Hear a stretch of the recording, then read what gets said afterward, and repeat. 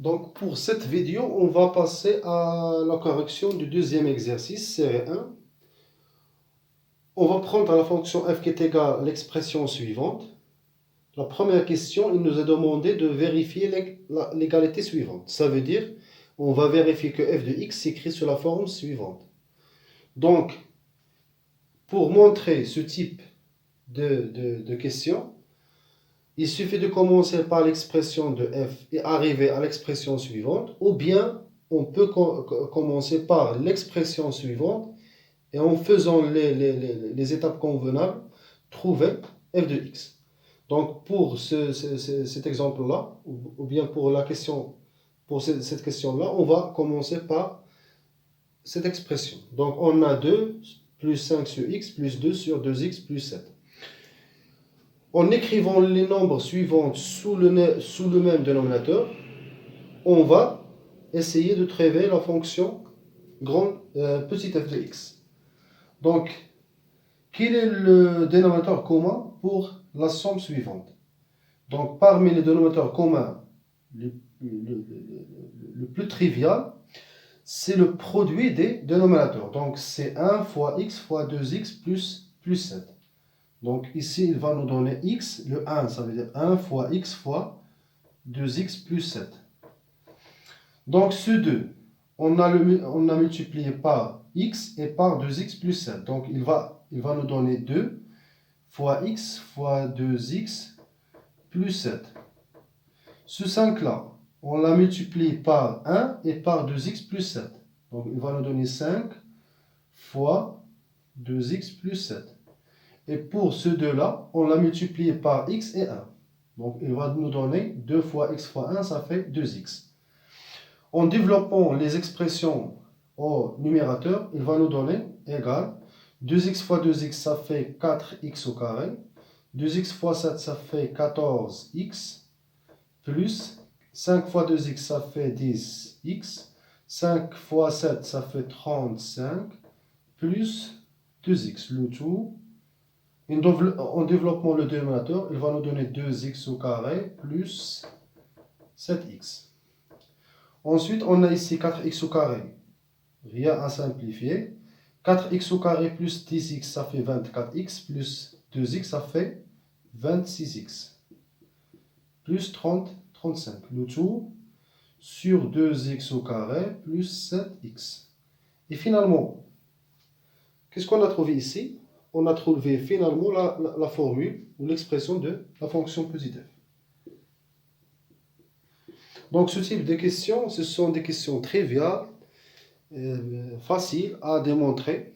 Il suffit seulement de commencer par le côté qui contient la somme ou bien la différence. Et en écrivant les nombres sur le dénominateur, et en faisant les bons calculs, on va trouver le résultat désiré.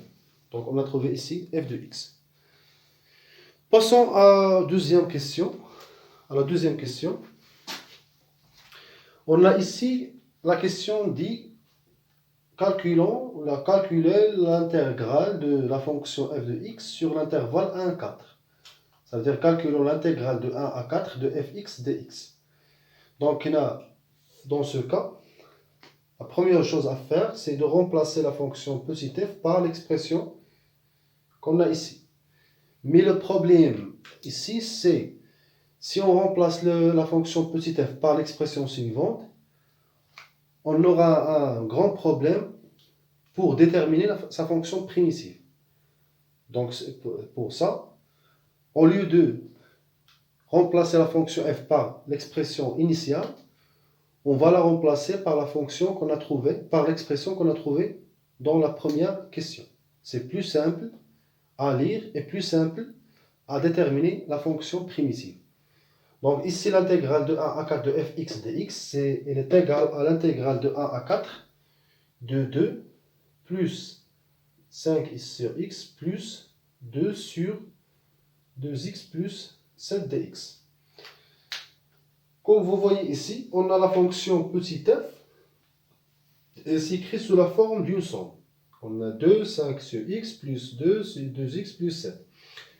Si on veut déterminer une fonction primitive de l'expression suivante, il suffit de déterminer une fonction primitive de chaque terme.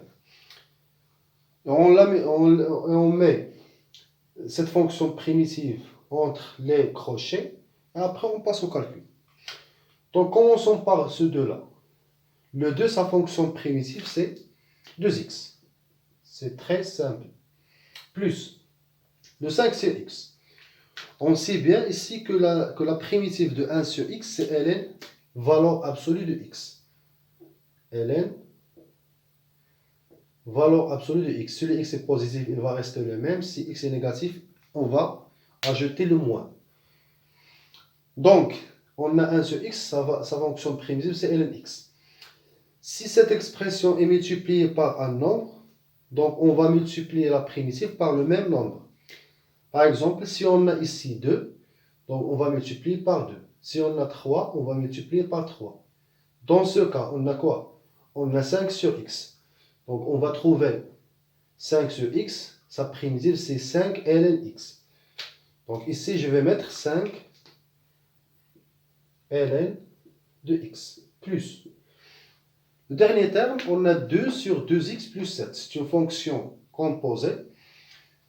Comme vous voyez ici, on a 2 au numérateur, 2x plus 1 au dénominateur. Quelle est la relation entre dénominateur et numérateur? La dérivée de 2x plus 7, ça fait 2. Donc cette fonction-là, elle s'écrit sous la forme u' sur u. Le u comme étant 2x plus 7, et le 2, c'est la dérivée de u. Donc si on arrive à écrire la fonction sous la forme u' sur u, donc on a la règle suivante. La primitive s'écrit sous la forme ln, valeur absolue de u. Donc ici, la primitive de 2 sur 2x plus 7, c'est ln, valeur absolue de 2x plus 7. Car on a cette fonction-là, elle s'écrit sous la forme de u' sur u. On passe ensuite au calcul.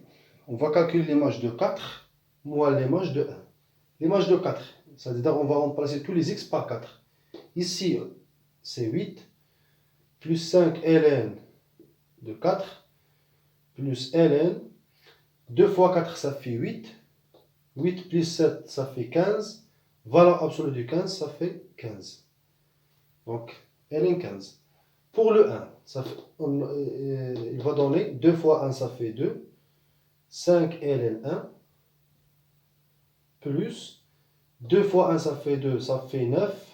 Valeur absolue de 9, ça fait ln de 9.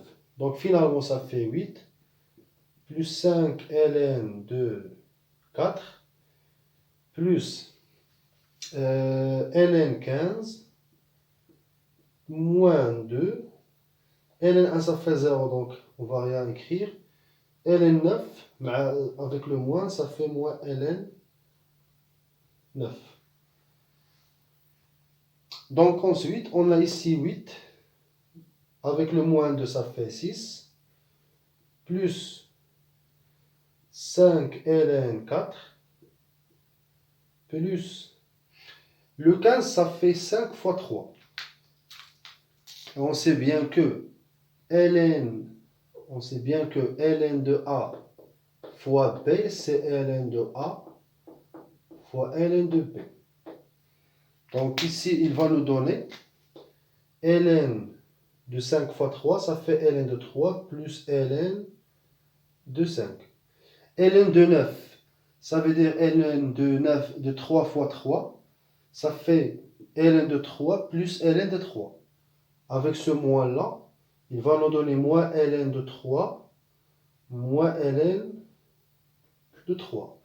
En simplifiant ln3 avec ln3, il va nous donner finalement 6 plus 5 ln de 4 plus ln de 5 moins ln de 3. Si on veut faire encore une simplification, on a le 6, il va rester 6, plus 5 ln de 4, plus, on sait bien que ln de A moins P, ln de A moins ln de P, ça fait ln de A sur P. Donc ici, il va nous donner ln de 5 sur 3. Donc c'est ça le résultat final de l'intégrale de la fonction f sur l'intervalle 1, 4. Bien sûr, les étapes du calcul intégral. Première étape, on a remplacé le f par l'expression, on a donné la primitive, en commençant à calculer les images. À partir de cette étape-là, juste des simplifications. Donc voilà, on a fini la correction de l'exercice 2. On va passer à l'exercice numéro 3.